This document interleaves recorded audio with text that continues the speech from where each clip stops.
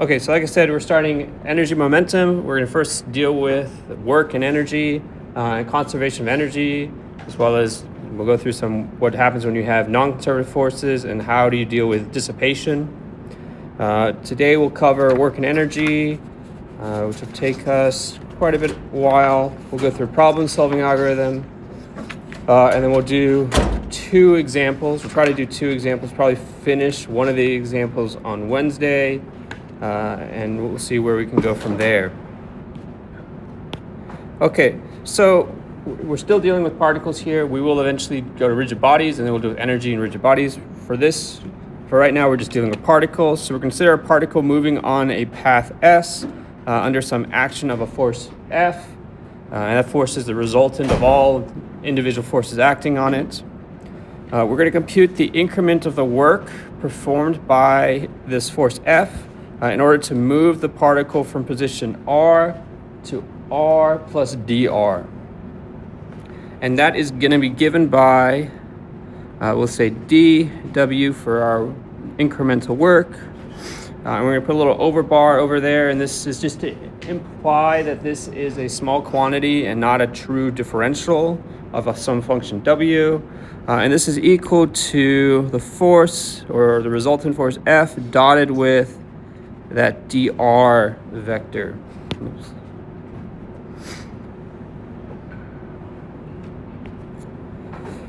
Okay, so from Newton's second law, we can then write, well, first we'll find that all the resultant forces are going to be equal to the mass times the acceleration vector. So we can substitute in for that force, and we'll find that this increment of work, this dw, this must be equal to the mass times the acceleration dotted with dr.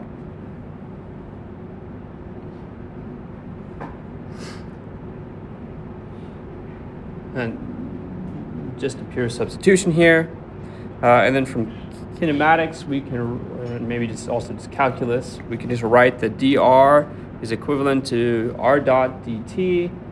This is equivalent to multiplying by dt over dt on both sides, which is just 1. And then we'll find that this work, this small quantity work, dw over bar, is going to be equal to, I'm going to move this up because we're going to have two lines here. It's going to be equal to m r double dot dotted with r dot dt, which is equal to m d r dot over dt dotted with r dot dt.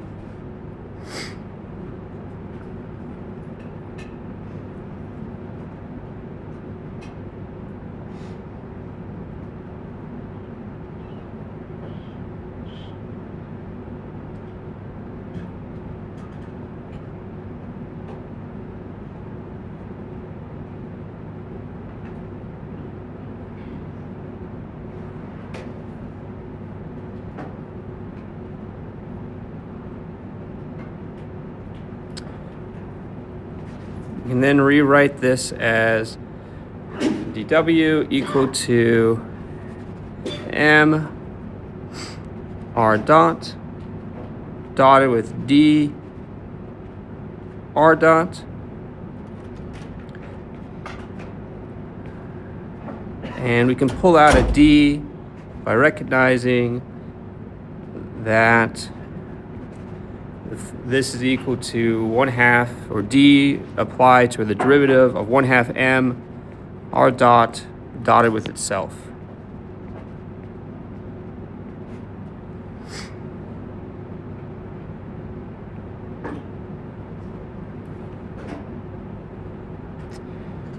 So at this point, we can now define the kinetic energy of a particle, and we define that as, we're going to use capital T is equal to 1/2 m r dot vector dotted with itself, and that is the vector form of the kinetic energy for a particle.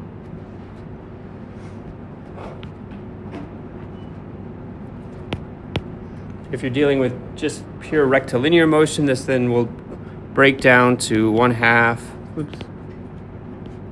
1/2 mv squared. So you've probably seen the 1/2 mv squared before for kinetic energy. You may not have seen the vector form before though. I don't know what they teach in physics here, so. Have you guys seen the vector form before? Okay, I don't see a single yes, so. Yeah, so vector form of kinetic energy, and it's just gonna prove more useful than in what you've learned in previous classes, particularly when the velocity vector is not just some scalar in a single direction, or even if it's just scalars in two directions. When the velocity is time dependent and involves really complicated things like trig functions and so forth, this is where this becomes extremely useful rather than what you've learned in the past, because otherwise you'll never get it right. You'll never be able to just guess what it is without doing the kinematics. Okay, all right, so thus we can show that this small increment of work, dW over bar, is equal to a differential, or the differential of the kinetic energy, which is in some sense a statement of conservation of energy, but we're going to dive deeper and really pull this out. Okay, so we've done kinetic energy. We're now going to work towards dealing with what the forces are and how to first extract the potential energy, and then how to deal with what are known as non-conservative forces. Okay, so we're going to consider the motion of a particle moving from position 1, position 1 defined down here, position 2 defined up here, and we're going to consider it going along different paths in general, but we're going to find, first of all, that we can write that if we take the integral of this dW, particularly of the f dot dr in equation 1, if we take the integral of that with respect to the positions r1 to r2 of f dotted with dr, this will be equal to the change in the kinetic energy.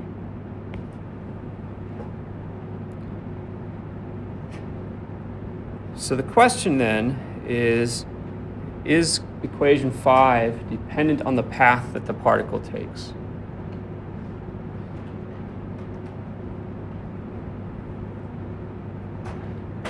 So when you take, let's say 30 seconds, and I'm going to time this, so 30 seconds, think about yourself, and then you can, after that, you'll take a minute and discuss with your neighbors. Just think to yourself for another, let's say, another 15 seconds.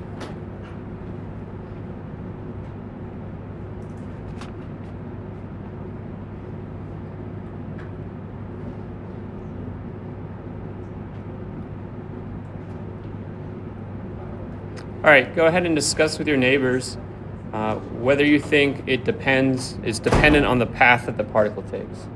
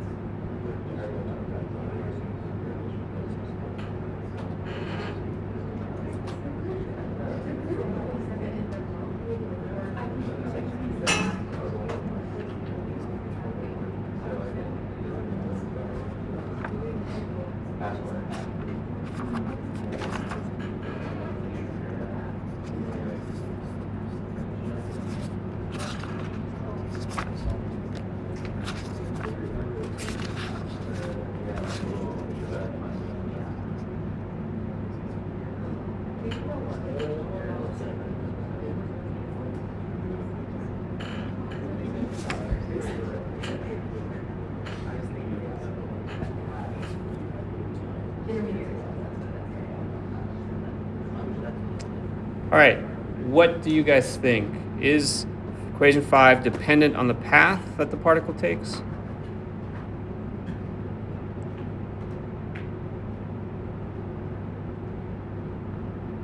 I saw a head shake no. Does anybody else want to commit to that? All right, shall we do a poll? All right, if you think that 5 is not dependent on the path, raise your hand. All right, well, majority. And if you do think it depends on the path, raise your hand now. If you don't know or don't care, raise your hand. So everybody at least cares whether it depends on the path or not.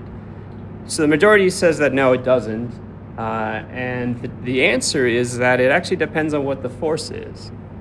It depends on what F is.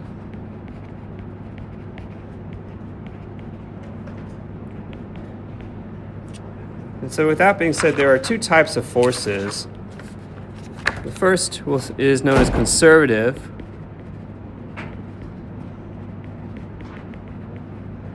And then the second is non-conservative, or the inverse of that.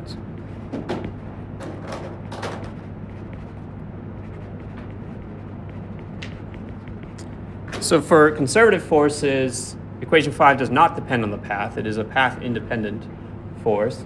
But for non-conservative forces, it does depend on the path, actually.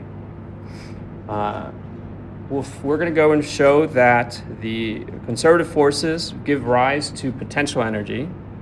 And then later we'll deal with non-conservative forces, which actually either lead to energy being introduced to the system or energy being removed from the system, either through dissipation or just by some force exciting the system. But for conservative forces, things like springs, gravity, etc., these are not dependent on the path. And we're going to focus on those. Okay, so for conservative forces, these are the ones for which the work, and we're going to write here the work as W, and we're going to say from 1 to 2, because we're considering going from one position to a second position. This is equal to the integral from R1 to R2 of F dotted with dr. This will only depend on the initial and the final points, and it does not depend on the path or the trajectory taken to get to those positions. All right, so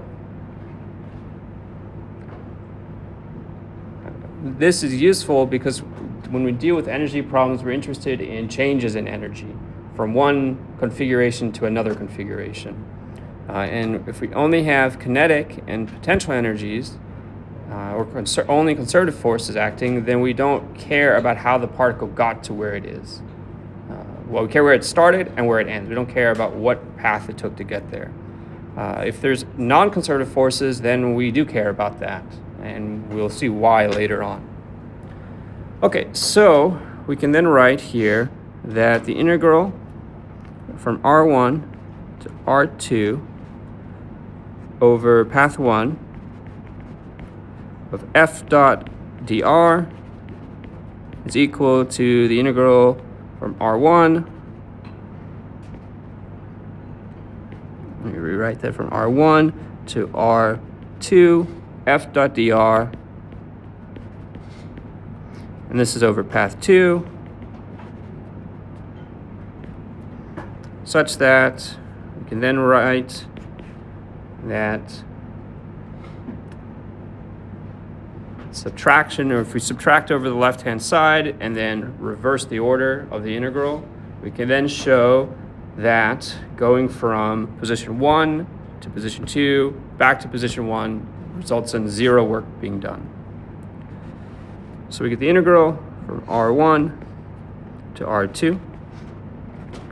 This is over path 1, F dot dr plus the integral from R2 back to R1 over path 2, F dot dr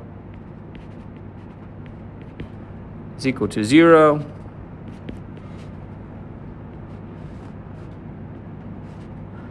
Or this path integral F dot dr is equal to 0.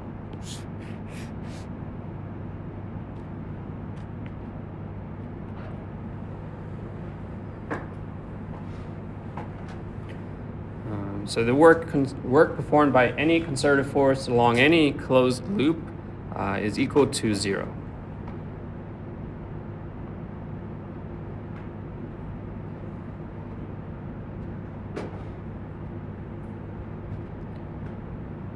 Okay, we're now going to go and derive the potential energy. All right, so we're going to assume that there is a conservative force F sub c acting on a particle, and it moves from R1 to R2. We're going to introduce a reference position vector in order to define our potential energy as the work performed by this conservative force to move the particle from R, whatever position R there is, to our reference position. So whenever we're dealing with potential energy or defining it, we're going to need to define a reference configuration or a reference vector from which we will measure changes in potential energy. And we'll see this as we go into some of the examples. Okay, so in that case, we're going to define our potential energy. We're going to use capital V, function of R vector equal to the integral from the position R to the reference position RF of our conservative force Fc dot dr. And thus the potential energy is going to depend on our position vector. And so once again, we will rely on the kinematics in order to be able to deal with energies. And like I've mentioned before, we're really interested in changes in potential energy. We're not interested in the potential energy itself. We want to deal with changes in potential energy. So from here, we're going to go and compute this work done by that conservative force from R1 to R2. We're going to start off with the integral from R1 to R2 of Fc dot dr. We're going to expand these two integrals going from R1 to Rref Fc dot dr plus the integral from Rref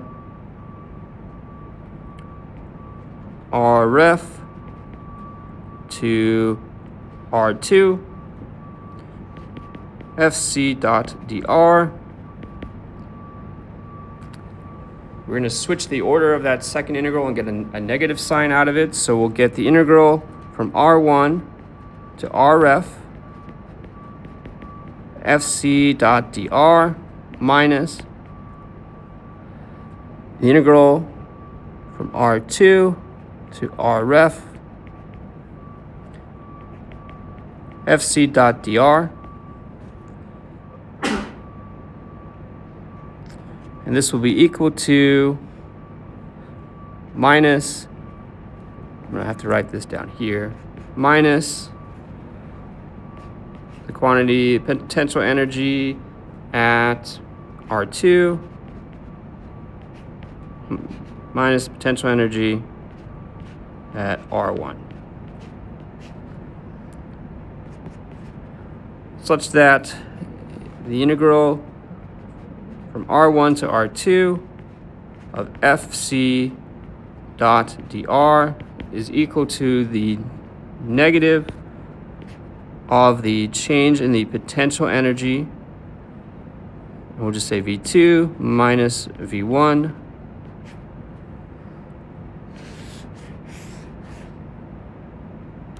and that is the work done by a conservative force for a particle moving from R1 to R2, which is equivalent to the negative of the change in potential energy.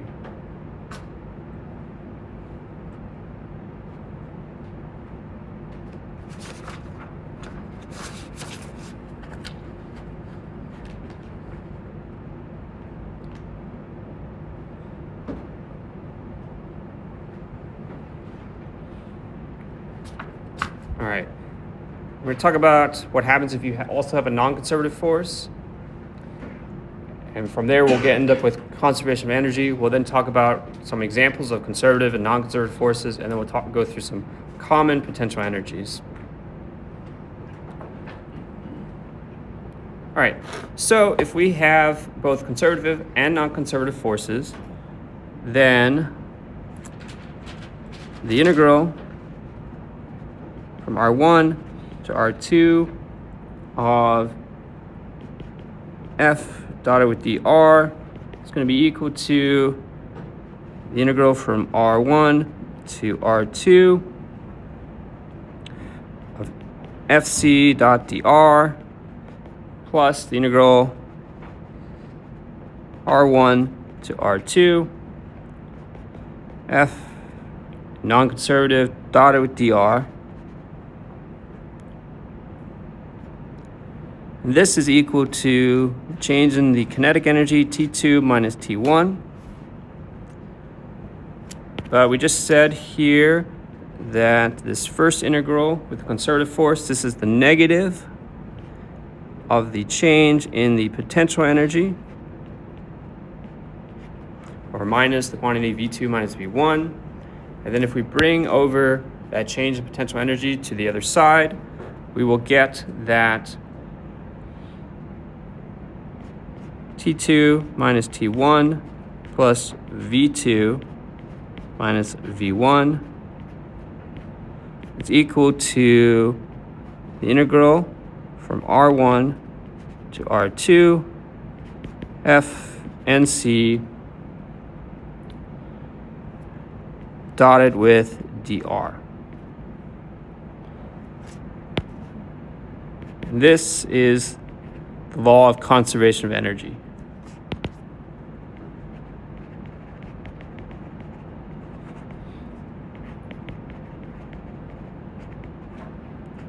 Which says that the change in mechanical energy, or the sum of the kinetic and potential energies, the change in that mechanical energy is equal to the work done by the non-conservative forces.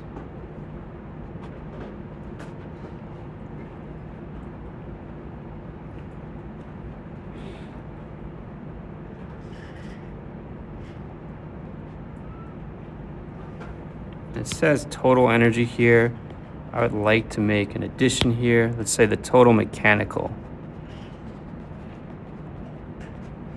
We will eventually deal with dissipation due to like dampers, in which case we'll end up bringing that on over to the energy side, and that will represent a dissipation of energy, and we'll call the kinetic plus the potential plus the dissipated energy, we'll call that total energy.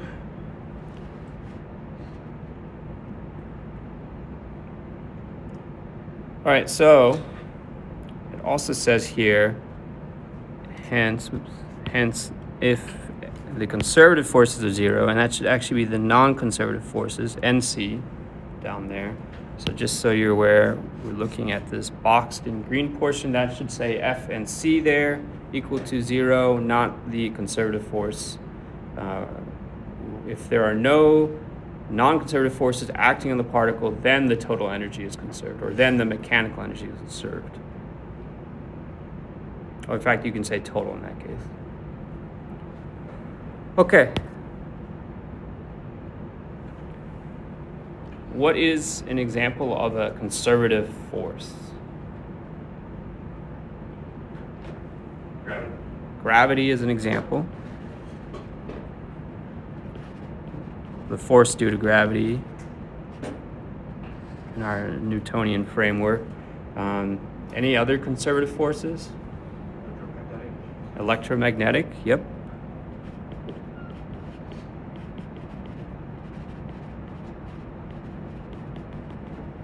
What else? Spring force. Spring forces, or elastic forces, we can say.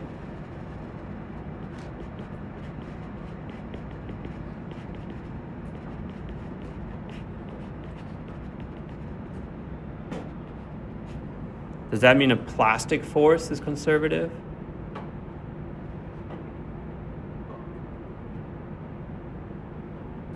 Have you guys dealt with plasticity yet?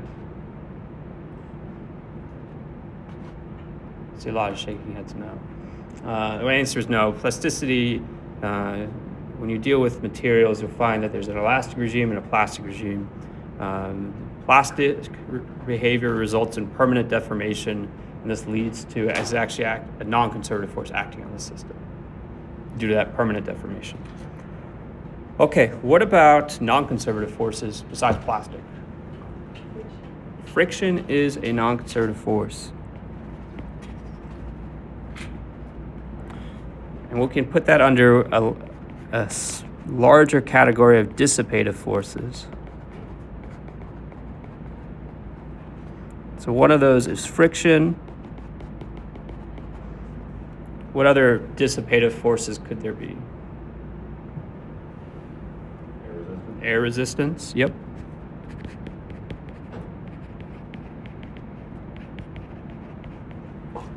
Any others? Plastic is a bit more complicated than just dissipation, and we're going to leave it out of here because it's not actually part of this class. But it is a non-conservative force, and there is an energy loss due to that deformation as well. So yeah. Sorry, what? Heat. What is E? Heat. Heat is a great thing to say. So heat itself is not a dissipative force. Heat is a measure of like the motion of energy, but things like friction and air resistance convert mechanical energy into heat. And so that is what the mechanism of dissipation is a conversion of mechanical energy into heat. So the third kind I want to list here is viscous damping, and we're going to talk a bit about that towards the end of this section on Wednesday. Let's say damping. So viscous damping is by far the most common kind of damping you'll see used in modeling of real systems. All right, so let's come out of this subcategory of dissipative forces, and are there any other non-conservative forces?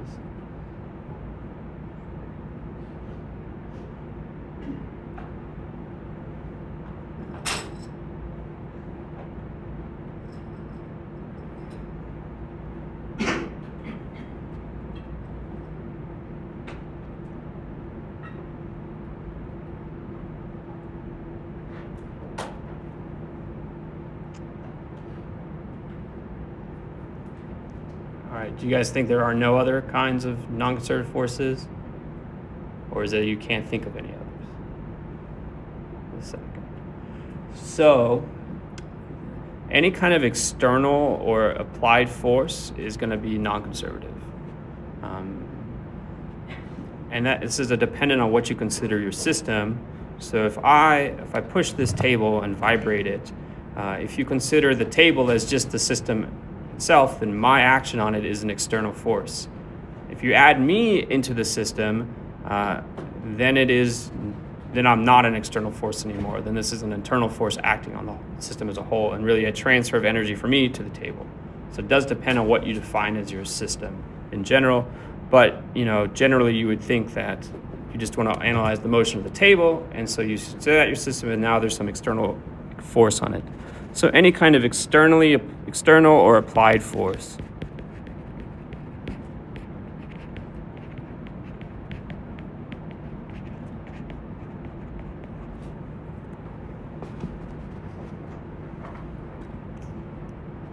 Okay, we'll go through some common potential energies, starting off with gravity here. You've generally seen that gravity is equal to mgh. This h could be a vector in general. It depends on that. Well, it would depend on the vertical quantity of that vector. It could also depend on your orientation in the coordinate system as well. So we'd be considering the change in potential energy, V2 minus V1. This is being equal to mg, let's say h2 minus h1. So the change in the height, again, h2 and h1 don't necessarily need to just be simple, well, they're definitely scalars, but they don't just have to be a single constant. Springs are another common potential energy. And in this class, we're really going to see gravity and springs. Those are really the only two potential energies we're going to deal with. Because we're not going to do any electromagnetics here. Okay, so for a spring, if we have an unstretched length of L and a spring constant of K, or a stiffness of K, first spring right here, this is unstretched. This is now stretched to some length x1, and now stretched to another length x2. In this case, our potential energy, well, in general, you would typically define this as V equal to 1/2 K times the change in the length, delta L squared. That's what we're really concerned with here, which in this case will be V,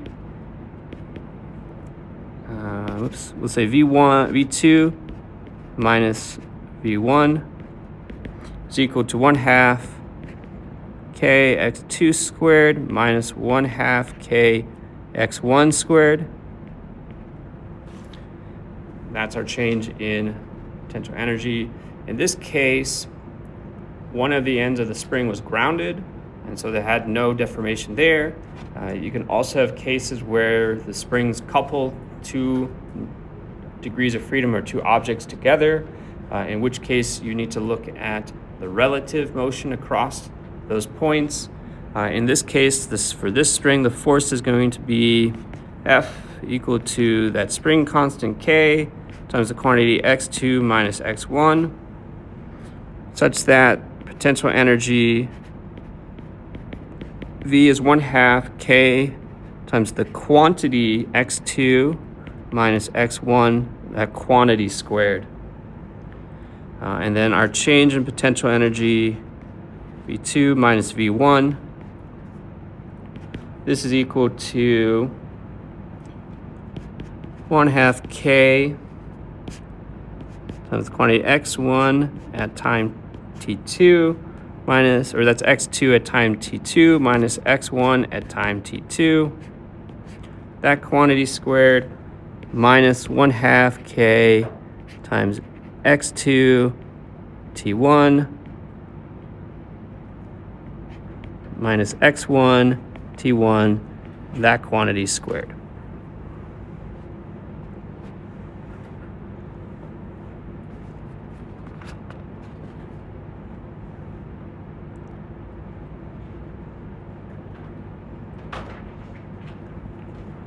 All right, so I've listed out here the general problem-solving algorithm. The first three steps are all kinematics. We're always going to deal with kinematics. We're going to define a coordinate system, position vectors, and then compute, in this case, velocity vectors. We don't need acceleration vectors for dealing with energy, but we do need velocity vectors. Sometimes you can skip these first three steps if the kinematics is simple enough, such as pure rectilinear motion. In that case, you can skip most of this. From there, we're going to compute kinetic energy, potential energy, and the work done by non-conservative forces. And then we're going to go and apply conservation energy, and we're going to solve for whatever we're looking to get out of the system. With that being said, we now have two examples. One of them is a rather rectilinear system, and then another one involves a pendulum with a mass that leaves the pendulum. All right, any questions before we go on to the example?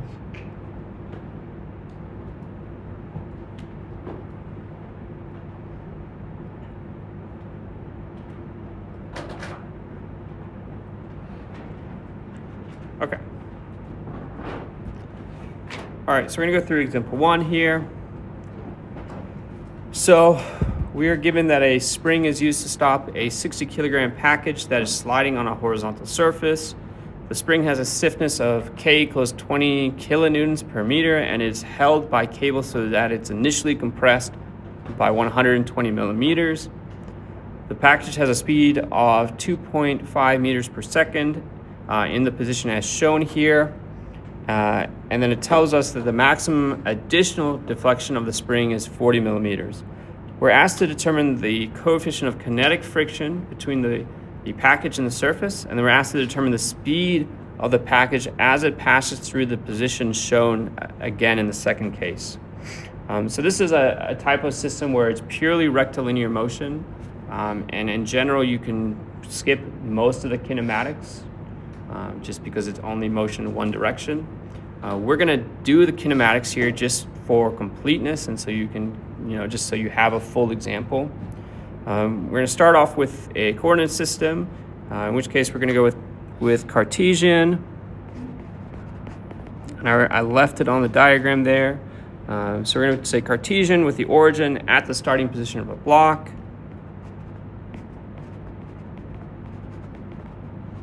And again, you can choose any origin you want so long as it stays fixed.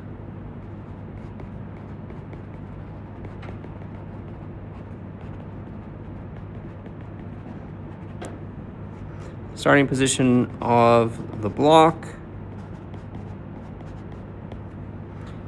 And I've already gone and drawn that. We're using standard Cartesian, I and J, with K coming outside the page. Rotation is positive and counterclockwise, although there's no rotation in this problem, so we don't need to worry about that. We can then go and define position vectors. What we're interested in here is position vector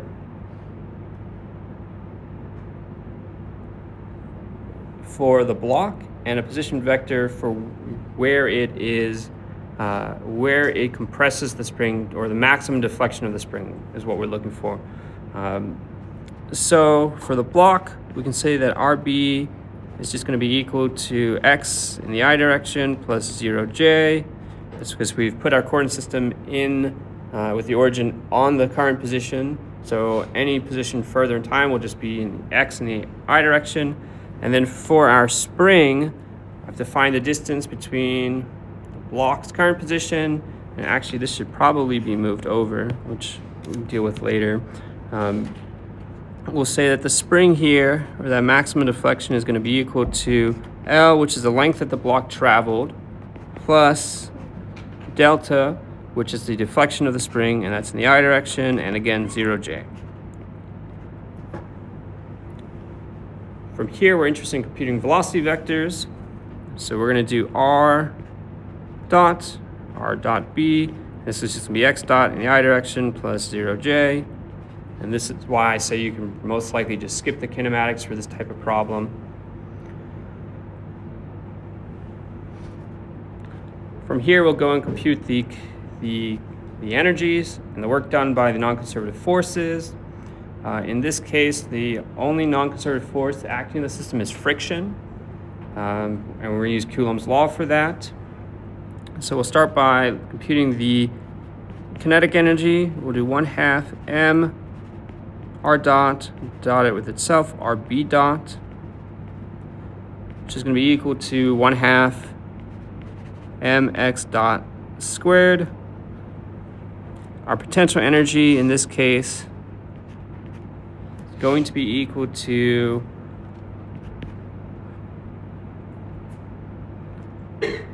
1/2 k delta squared. That's just the general potential energy. We're going to go and compute what that is at two different positions in step 5. And then the general work done by the non-conservative forces, in this case, is going to be minus mu mg x.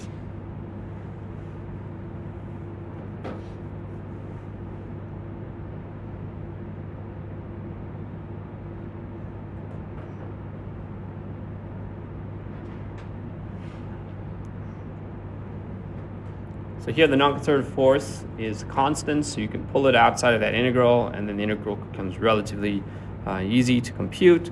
And you'll just find that it's the non-conservative force times the position vector, or times the magnitude of that position vector, which in this case is just going to be x. Okay, any questions so far? All right. So here's where we're going to start doing a lot more computation. We're going to actually go and apply conservation of energy. First of all, we're going to compute what the kinetic and potential energies are at each of our positions. We'll say that T1 is the starting position of the block, and then position 2 will be at the maximum deflection, position 1 is where it starts. So kinetic energy T1, this is going to be equal to 1/2 m x dot 1 squared. It's equal to 1/2 times 60 kilograms times the speed was 2.5 meters per second. We're going to work in meters here. That's squared. We'll just throw joules on there. If we go and we compute that, we'll find that it is 187.5 joules. And then the kinetic energy at position 2, what should that be? Why is it 0? Yeah, so T2 is 0 joules, and that's because the block has come, or the package has come and compressed, it's compressed that spring to its maximum deflection and has stopped moving briefly. For position or potential energy V1, in this case the spring is pre-stretched or pre-compressed by 120 millimeters, so this is going to be 1/2 times spring constant of 20,000 times 0.12 quantity squared, still in joules. This is equal to 144 joules.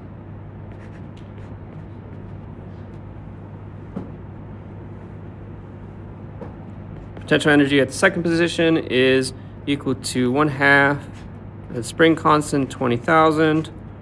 Now in this case, it's going to be the pre-compression plus the additional compression of 40 millimeters. So we'll get 0.16 squared joules. That's going to be equal to 256 joules.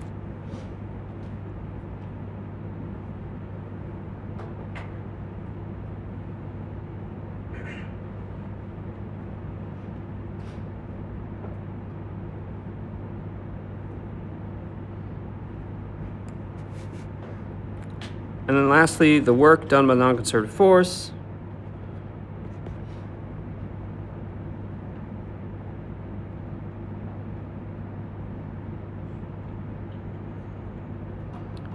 In this case, this is going to be mu k times the mass of 60 kilograms times gravity 9.81. And then the total distance that the block travels is 600 millimeters. Go back up here. 600 millimeters plus 40 millimeters of deflection of that spring, so 640 millimeters or 0.64 meters. And that's negative. So this is equal to minus 376.7 joules.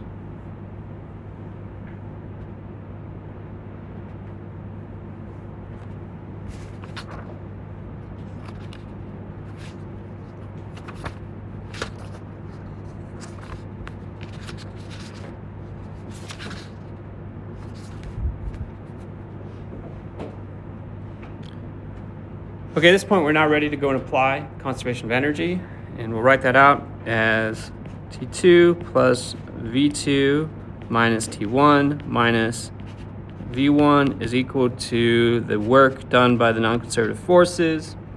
And we'll just go and substitute our numbers in. We'll get 0 plus 256 minus 187.5.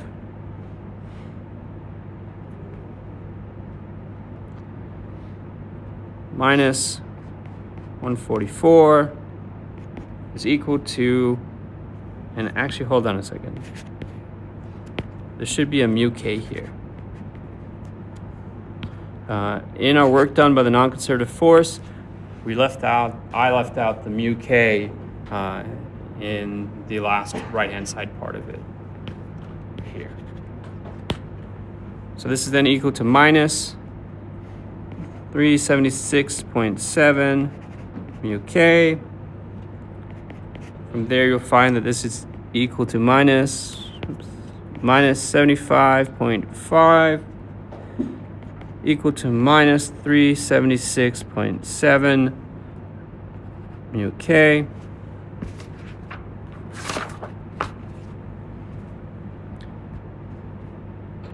Such that if we just go and solve for mu k, we'll end up with 75.5 over 376.7 or 0.2.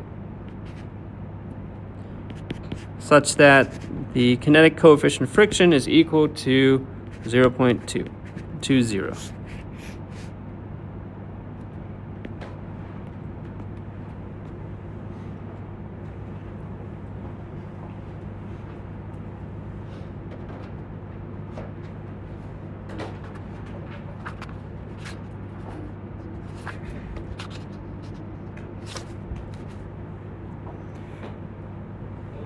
Okay, so in B, we were asked to determine the velocity of the package as it passes through the starting position again. We're going to define this as some position 3, and we'll just compute the kinetic energy here. This will be equal to 1/2 mv3 squared, which is just equal to 30 v3 squared. We now need to go and find v3 here, that velocity term or speed. We can also write that the potential energy v3 will be equal to the potential energy v1. So we're now back to the starting configuration for the spring, which was equal to 144 joules. We then need to compute the work done by the non-conservative force, which is going to actually just be the same as what we had before, minus 376.7 mu k equal to 75.5 minus 75.5 joules. Because the package is going back the same distance in order to get to the starting position. From here, we'll go and apply conservation of energy, T3 plus V3 minus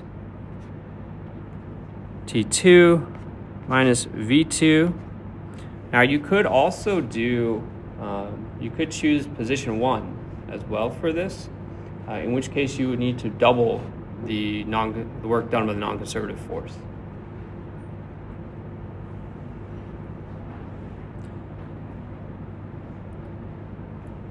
Equal to WNC.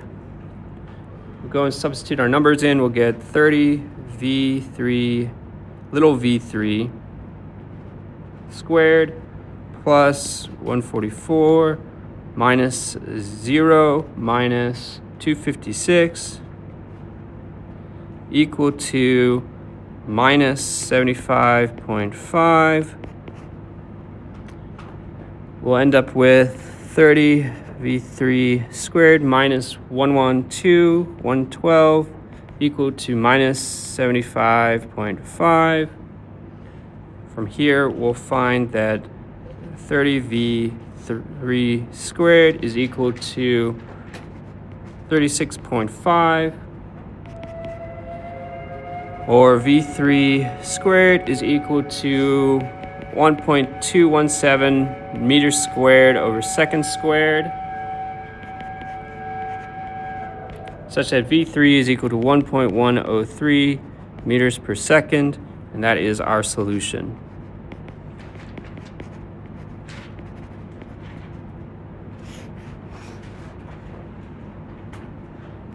Oh, whoops.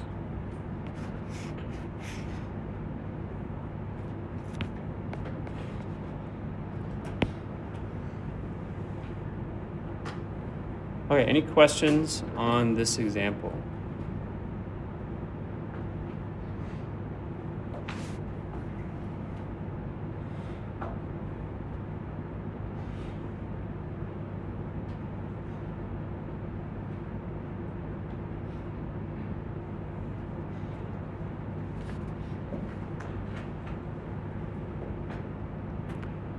All right, in that case, we're going to move on to our second example. I'll just leave the solution up there. This comes from Dane Quinn from University of Akron. Here we're considering a pendulum with mass m, length L, and it's released horizontally from rest. As the mass swings through an angle of phi, it impacts a massless spring with stiffness K. We're then asked to find what the maximum compression of the spring is. And then if the mass remains attached to the spring, what is the amplitude of the resulting oscillations? All right, so we're gonna go and use our, energy to solve this. We're gonna start with the kinematics here. We're gonna use polar coordinates.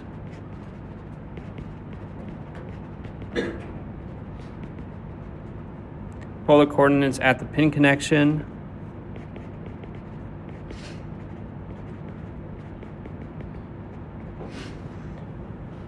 Which I left drawn there for you. In this case, rotation is positive counterclockwise.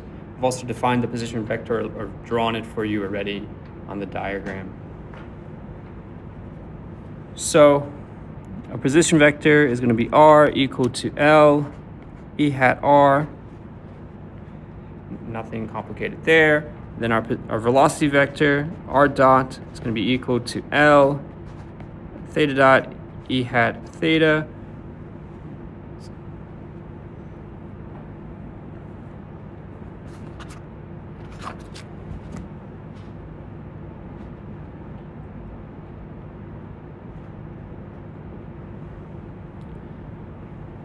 So what we're going to do is I'm going to write out the general energies, and then you guys are going to apply conservation of energy to solve these problems. And if we run out of time, then I will record an additional video where I solve this problem for you. Okay, so for the energy, we're going to have T equals 1/2 m r dot dotted with r dot. That's going to be equal to 1/2 m L squared theta dot squared. And by the way, if you were to solve this using Cartesian coordinates, you would end up finding the same kinetic energy for this problem. The trig terms would drop out. Potential energy for our spring, the S is equal to 1/2 K delta squared. And then we also have gravity, which is Vg equal to mgh.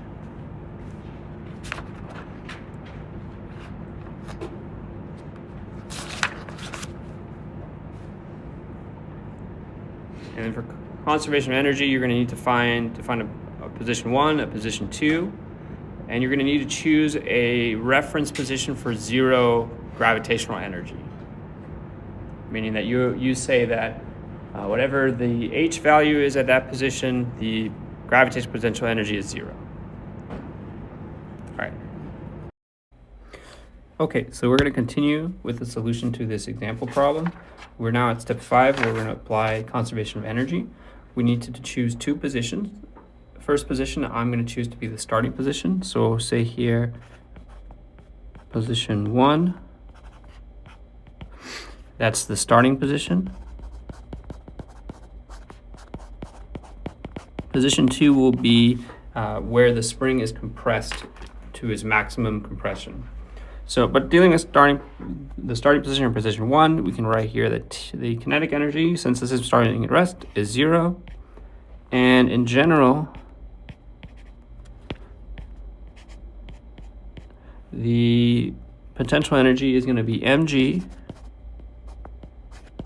h1 plus 1/2 k delta squared, where delta is the current compression of the spring. We're going to say delta 1 here. We're going to choose our starting position as a reference. Now you can choose position 2, where the spring has been deformed to its maximum compression, as the 0 reference position as well if you want. Either of these will work just fine. You'll get the same answer regardless. So we're going to choose starting position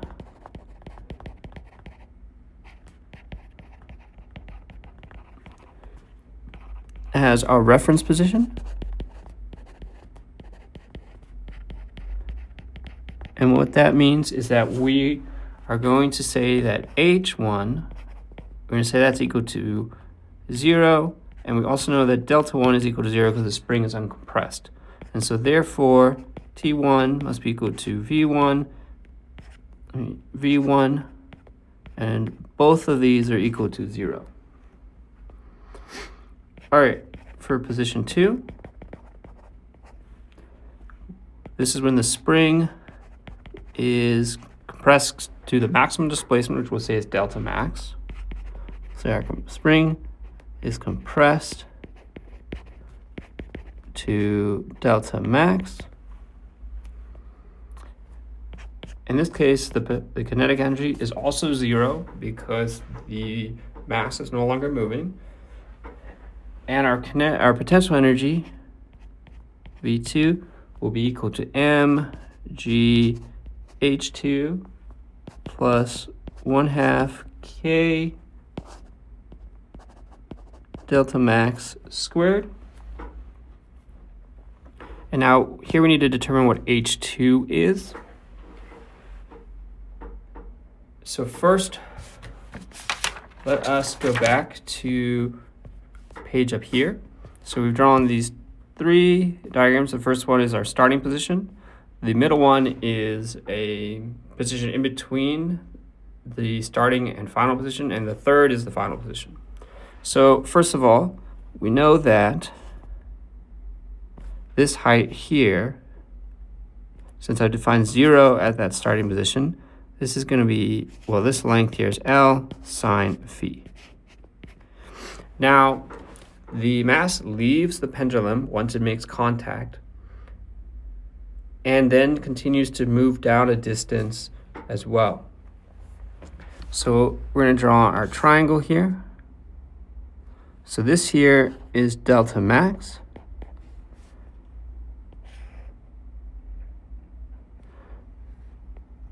And the angle right here, that's angle phi. And that means that the horizontal distance traveled is delta max sine phi, and the vertical distance traveled is delta max cosine phi. So then we can go back and we can now write that H2 is going to be equal to minus L sine phi minus delta max cosine phi. And then our potential energy at position 2, V2, is going to be equal to minus mg times the quantity L sine phi plus delta max cosine phi plus 1/2 k delta max squared. We're now good. We can go apply conservation of energy, which will be T2 plus V2 is equal to T1 plus V1. Here I've moved them onto the other side. And we know that both of those are 0. And we also know that T2 is 0, such that we'll get here that V2 is equal to 0. Or 1/2 k delta max squared minus mg cosine phi delta max minus mg L sine phi is equal to 0. So now we have a quadratic equation in delta. Just to simplify this, I'm going to divide by 1/2 k, and we're going to get delta max squared minus mg, actually should be 2mg, divided by k, times cosine phi delta max minus mgl. In fact, still 2mgl over k sine phi equals 0. We can now go and solve for delta max. And our delta max will be equal to mg cosine phi divided by k plus or minus a big square root mg cosine phi divided by k, this quantity squared, minus 2mgl sine phi divided by k. Thus, the maximum compression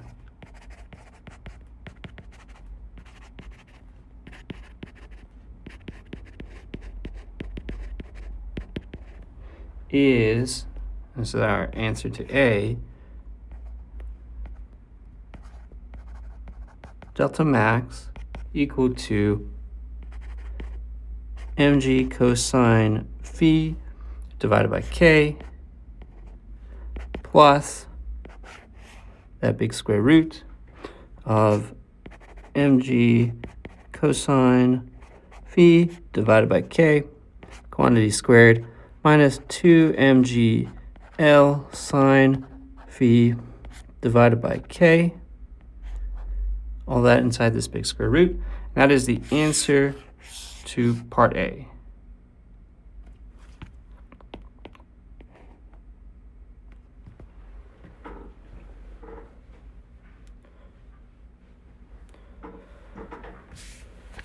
Okay, so part B asks us to find the amplitude of the resulting oscillation if the mass stays on the spring and it oscillates about in the equilibrium position.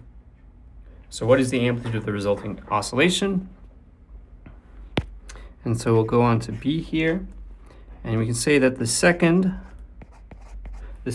solution above corresponds to the maximum extension of the spring. So we'll say that the second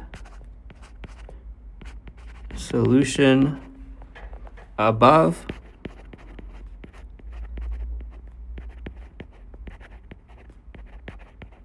corresponds to the maximum extension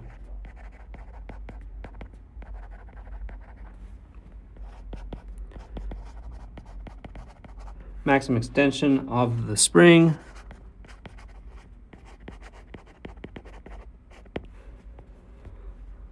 Thus, the mass will oscillate. The mass will oscillate about the following position, about the position. It's going to oscillate about delta equal to mg cosine phi divided by k. And this is our static, for this problem, this is now our static equilibrium position.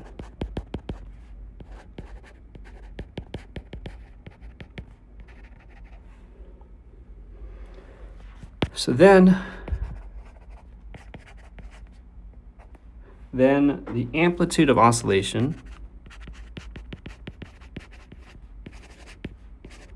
is what's left, which is everything inside the square root. And we'll write here A equal to the square root of mg cosine phi, all that divided by k, this quantity squared, minus 2 mg sine phi divided by k. And that is the answer to part B.